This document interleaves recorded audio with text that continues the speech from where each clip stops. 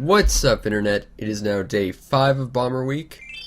Through the week, we've been working up through the 5 planets of Bomberman Hero, and we have now made to the Garradin star, the enemy's doorstep. Let's take the fight to them. Now, this planet is not a traditional planet like the others. This one is instead a series of, I believe, 7 boss fights. And me being the pessimist that I am, I see this being an hour of me just wiping. So, hopefully it's not like that, but let's get into this. And we'll get some story.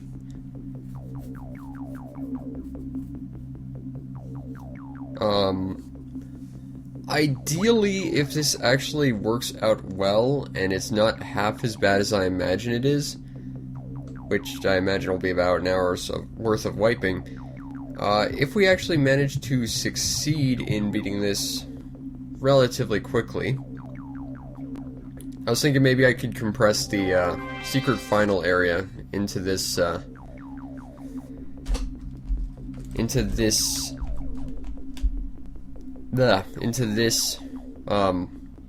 of Bomber Week as well. I'm actually playing with the speakers on now, because I actually forgot my headphones. I spazzed out at the last minute and forgot a vital piece of equipment for this. So now I'm playing with no audio, because I just realized I had the audio on. Really hoping the mic didn't pick that up. That would suck. But I believe this guy was actually the main villain of the Super Bomberman games, which was a completely different villain from the Second Attack and other Bomberman 64 games. But this guy isn't the final boss. Final boss is on the secret level and has nothing to do with this guy. They don't really explain who he is or where he comes from. They just say Bomberman's fought him before. And I'm pretty sure that's not true. But, yeah, this is one giant boss gauntlet of fighting the... Yeah. Talking is hard at 4 AM when you're working on, like, a week of not sleeping. Anyway, this is a boss gauntlet where the bosses are all fought differently. Like, this is Volt Catfish, but now he's in water, which makes him incredibly cheap. Ow. Like that. But, I'm going to abandon the plan of getting a low score, because I just don't want to screw boss rush up as much as possible, because I really just can't stand this boss rush. And some of these bosses are really, really cheap. Jump! Aw, timed that way off. It's really, really a pain if you can't see his tail, because you can't get a good sense of where he is and when he's gonna actually do that, like, full environmental shock thing. I think there was a, I don't remember how, but I think there was a way you could increase your health bar to, like, 6 instead of just 4, but I honestly don't remember how to do it. Oh, and I drowned myself because, of course, I can't control what I'm doing. So this is probably just gonna be an hour of bitterness. So what's been going on since yesterday? Well, I believe I said yesterday how we have, like, one classic game shop in this town, and that they charge, like, 2,000% what something's worth. And it's at a, farmer's market. Lo and behold, today I actually went to said farmer's market, and I went and looked at some games. I actually had to go and escort my grandmother around it so she could buy some, like, Christmas candy or something, and I went and bought some games, which I probably shouldn't have, because I can't really afford it. But before I tell you what I bought, I just want to point out the nice things that I wish I could have bought, because they were super cool. They had a copy of Musaya, I think that's how you pronounce it, a classic Japanese tale of horror on the Super Nintendo. I'm really getting my ass kicked here. That was really crazy expensive. Already game over, and it's been like, what, 3 minutes? Anyway, they also had Kendo Rage, which is like a Valis knockoff. We've already seen this. And, I honestly haven't played any of the Valis games. They actually, also had pretty much all the Valis games as well. Looking at the NES pile. I had 2 games I was really looking for, but they just want way too much. A copy of Mule they had, which I really want to play that. As well as a RPG a college buddy of mine told me about, called Ghost Lion, which that was the first time I'd ever seen a copy. They wanted like $100 for it, and it's like, oh, I can't afford that. And since it's a farmer's market, of course, I don't take debit or credit, so I basically had to pay with cash at an ATM. But the lady who works at the game shop prices things insanely, but the way she like handles money's a little bit weird. Like, if the total purchase cost of your games is like, I don't know, like $57, she will just end up charging you like $50 for it. So basically my plan was, okay, I'm gonna, you know, take out this much money to buy my games, and if I have enough afterwards, I'll buy this other thing that I saw that I really wanted. I was $5 short. But had I had the extra $5, I would have also gone home with a boxed copy of Kabuki Quantum Fighter on the NES. Which, that's an NES game I've been wanting to get my hands on, because it's like one of those weird third-party ones like Shadowhand that's actually really good. But also, I don't think I've ever seen an NES game in box. So that was kind of surreal for me. Anyway, moving on to what I did buy. I bought a Genesis game, a SNES game, and a NES game. And I'll just list them in order of how much I've enjoyed them thus far. I've only spent a little bit of time with each, but I got this Genesis game called Starflight, and I believe it was by EA. And essentially Starflight is a Genesis port of Star Control. If you don't know what Star Control is, that was like Mass Effect 25 years before Mass Effect was ever a thing. So it's kind of neat to see like Mass Effect on the Genesis. It didn't come with a manual, and that's kind of a problem. I think that's one of those games where you do need the manual to figure out what you're doing, but I'm enjoying my bumming around space and not knowing what the hell I'm doing space adventure so far. The second game I played, I only played for about 2 minutes. Like, I literally just died on the first enemy and I stopped playing because I was just testing to see if the cartridge worked. But it was an NES game by the name of Top Secret Episode Golgo 13, which is this weird multi-genre spy game by Victo Kai, which I believe was a natural gas company of all things in Japan. But they made the first NES game I ever owned, which was Clash of Demon Head, which I think everyone should play because that game is fantastic. But it's a neat little multi-genre thing. Like, it starts out as like a 2D side-scroller, and then it turns into like a first-person shooter, and there's like sniping segments where you have to like compensate for bullet drop and stuff. Really advanced for its time. And the other game I got, I only got because I kind of heard of it, and it was like $5. And it's probably the game I've played the most, and it's the one I hate the most, because it's not really good. It's this weird SNES game that's apparently like a sequel to an Amiga game called Jim Power in Lost Dimension in 3D.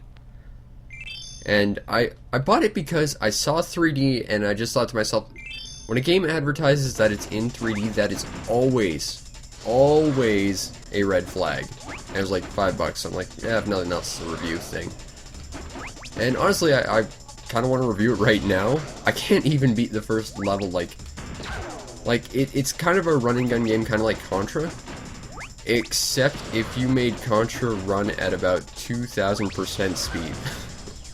Like, you can take one hit, enemies spawn where you can't see them and run into you before you can like even react to them. Your weapon sucks. And there are death pits you can fall into, and you just have to die. And there's no checkpoints, and the levels are absurdly long. So that was a weird game that I've now got, I guess. But now that I have Starflight, I have another good Genesis game aside from the original Sonic the Hedgehog, so that's nice. I can now no longer say that my Genesis collection is pretty much all crap. But I'm just really bitter about Heavy Nova. Oh, what was that game I played when I was a kid? Like that was one of the constants I was when I was a kid, is like I was always at a babysitter's house. But between all my babysitters, they always had this one Genesis game. What was that? What is that? I'm blanking on the name now. I could have told you like 10 minutes ago. Oh, Kadash. That game was cool. Although the Genesis port was completely butchered. Because, like, there were 3 versions. There was, like, the TurboGrafx version, the original arcade version, and then the Genesis version. And you can really tell the difference based on the characters you could play. Like, the arcade version had 4 characters. Had, like, a priest, a ninja, a wizard, and a warrior. And the TurboGrafx version removed the easiest character to play as the priest. And the Genesis version didn't have either the priest or the second easiest character to play as the ninja, so it was like, you got to play as the hardest characters in an already very tough game. But, I spent a ton of time with Kadash. That was a cool game.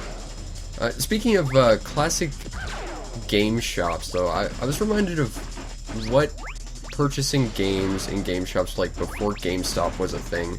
What was like, and that was really one of, like, the great things about classic game purchasing is, like, there was no official game reviews like back in the late 80s, early 90s. Like, there was Nintendo Power and a few other things like that, but they were pretty biased, and they didn't always do reviews so much. They just did like preview type stuff. So you really had those images and like the images you found on a box, but more importantly, when you went to go buy a game, there was like 5 electronic shops in every town, and you'd go to every electronic shop and you'd go check out their video games, and very rarely would they ever have an overlap in stock. They always had like their own unique things. Not like now where like every place has like the exact same games. Like, I kind of miss that. Like, that was part of what made like purchasing classic games cool, is you just kind of never knew what you were going to get. And yeah, some of them were complete crap, but others were just amazing gems that you just didn't know about beforehand. This camera work is awful. But now we live in the days of GameStop, or whatever they want to be known as. They purchased out EB Games, but they didn't change the name, but they kind of did, or something. I don't know, that's in a weird nebulous spot. Jump! I'm really having trouble with, like, the timing of these lasers. So what else has been going on? After I went to the farmer's market, I went and got a really high quality milkshake, and I've been sick all afternoon after drinking that milkshake because I can't have dairy. Oh, there we go. But when you're poisoning your system, you still don't say no to a milkshake because that's just the rules. Finally, room 3, and we're like 20 minutes in. Great. Actually, it's probably more like 15 or so. Yeah, now we get to go fight this guy. That was one thing that sucked, is you have to fight this guy and the cat lady he's with separately, and they're both really tough. Stupid laser spider robots.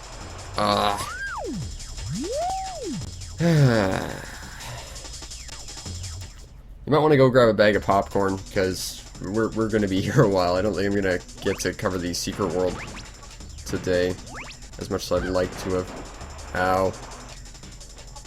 And the worst thing about it is, like, the final boss of this planet has about 8 forms. So, yeah, we're going to be doing this for a while. This will probably end up being, like, the longest level.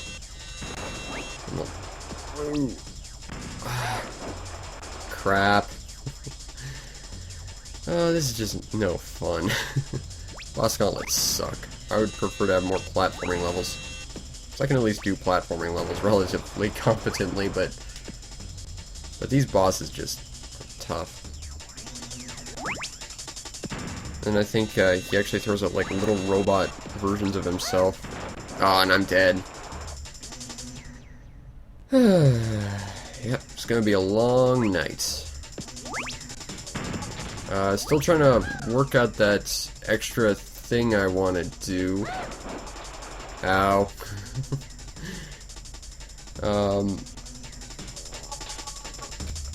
Even if I can do it, I'm not sure it'll be worth watching, but I kind of want to do it. It'd be cool, I think. But, yeah. You enjoying Bomber Week so far? I am, aside from, like, this boss rush right here. And the fact I'm not playing second attack right now. That one was way better than this. But this one has the bomber gear, which we actually get to use one last time on this planet, which is nice. I wish I could actually, you know, understand spatially where things are in relativity to myself. But this camera work isn't helping. Throw. Now he's gonna charge. Now those things are gonna fly into me. I'm sure this will be like the single least watchable episode, just because I know I don't talk in boss fights, because it's like, you gotta be in the zone for some of these boss fights. They're just tough. This reminds me of one of the original Bomberman 64 boss fights, where you fought this giant lava boss, like this giant mech in lava, and you could like throw off bombs into its hatch and just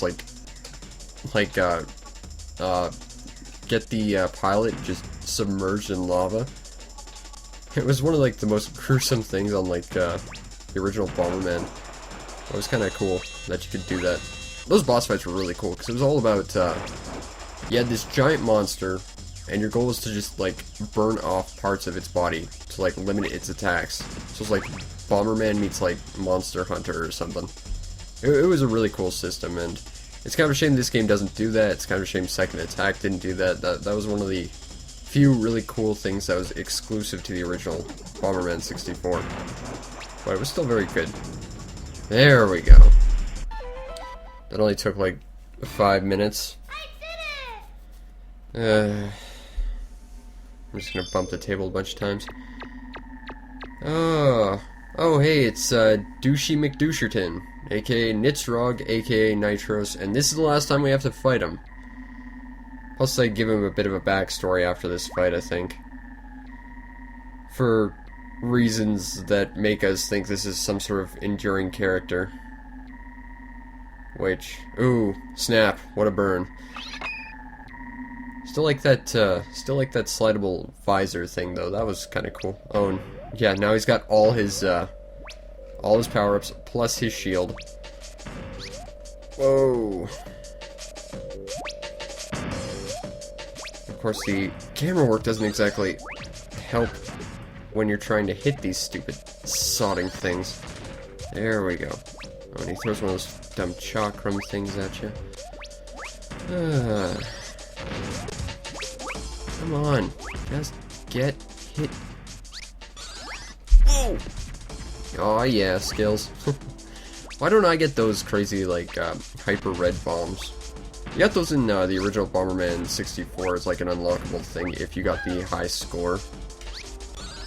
I think you can get them here, but they're like a very rare power-up or something that's like, just like a max bomb type power-up. Now I'm losing to Nitzrog. That sucks.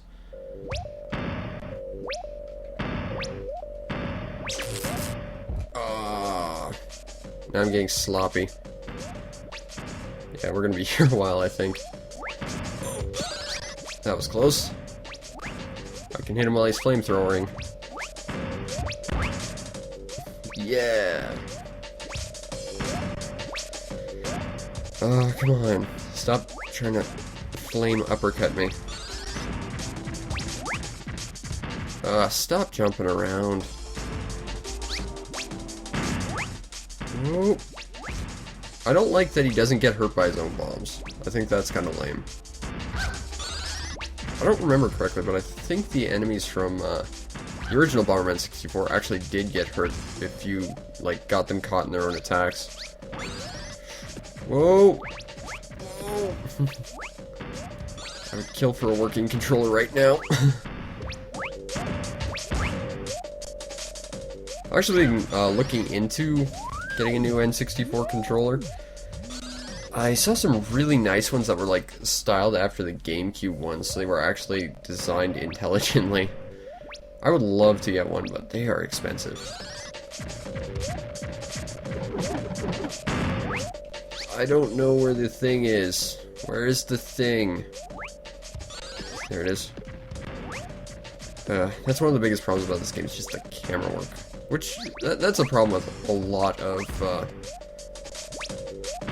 3D platformers at the time, it's just atrocious camera work. You want to see a game that had, like, really bad camera work, you see, like, Gex. Like, this game, it doesn't have a camera that you can control, but it at least tries to do it competently.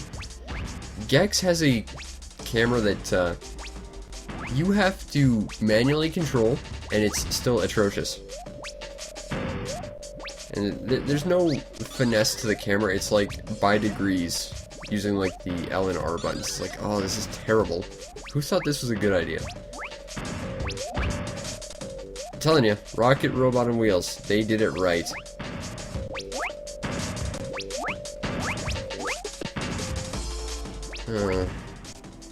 Kind of think I have an idea for what I want to review next down, because all yesterday I listened to like the theme song to this one game for about 8 hours straight on loop on my iPod, and I kind of feel like I need to talk about it. And it's pretty new, but it's a little over a year old, so I think I'm okay with reviewing that now. Also, now we get some exposition as to why this character is important and we should care, despite the fact that the only thing we know about him that we could infer was told to us, like, in the first level. For you see, Nitzrog is in fact Bomberman's father. Actually, that's not true. He's like the trainer professional guy that had to get replaced by the robot because he got, oh, trainee, not trainer. Whatever. Yeah, he's the guy who got kidnapped at the beginning of the game that was mentioned, I think, maybe once. And I'm just gonna knock my chair back and make a loud squeaking sound. And I think now he just, like, powers up our bombs, which if we die, we lose it anyway, which is great. Like, if it was a permanent power-up, okay, I could see that being useful, but... Or at the very least, give us, like, your visor and maybe a bunch of crazy stage techniques, like chucking flamethrower chakrams or something. Some armor. Give me something I can use that's like a permanent buff.